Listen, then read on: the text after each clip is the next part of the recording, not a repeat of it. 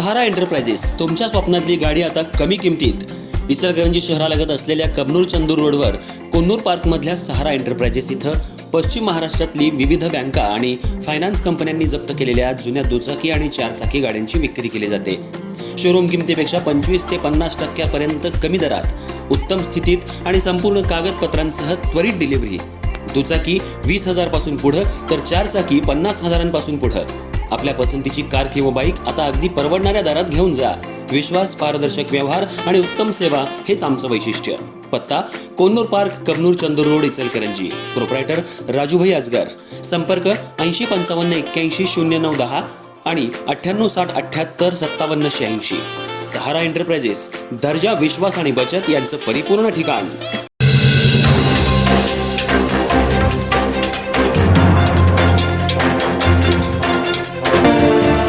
इचलकरंजी महानगरपालिकेच्या घरोघरी कचरा संकलन करणाऱ्या घंटागाडी सेवेवर पुन्हा एकदा ब्रेक लागलाय. मक्तेदाराकडून कामगारांचं वेतन वेळेवर न दिल्या गेल्यानं संतप्त कामगारांनी काम बंद आंदोलन सुरू केलंय. परिणामी शहरातील अनेक भागात कचरा उचलला न गेल्यानं चौकाचौकात कचऱ्याचे ढीग साचले असून नागरिकांच्या आरोग्याचा प्रश्न ऐरणीवर आलाय. मक्तेदारांकडून वारंवार पगार रखडत असल्यानं अशी आंदोलनं होत असून यावर कायमस्वरूपी तोडगा काढण्याची मागणी जोर धरतीये. इचलकरंजी महानगरपालिकेच्या वतीनं घरोघरी कचरा संकलनाचं काम खासगी मक्तेदारामार्फत केलं जातं. मात्र संबंधित मक्तेदारानं कामगारांचं वेतन वेळेवर न दिल्यानं कामगारांनी आजपासून काम बंद आंदोलन सुरू केलं. कामगारांनी घंटागाड्या रस्त्यावरच उभ्या केल्यानं शहरातील अनेक भागात कचरा संकलन पूर्णपणे ठप्प झालंय.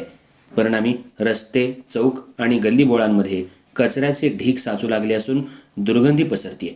त्यामुळे नागरिकांना मोठ्या गैरसोयीचा सामना करावा लागतोय. कामगारांचं म्हणणं आहे की वेतन वेळेवर न मिळाल्यानं त्यांच्यावर आर्थिक संकट ओढवलंय. अनेकदा आंदोलन करूनही परिस्थितीत कोणतीही सुधारणा झालेली नाही. त्यामुळं यावेळी पगार मिळाल्याशिवाय कामावर परतणार नसल्याचा इशाराही त्यांनी दिलाय.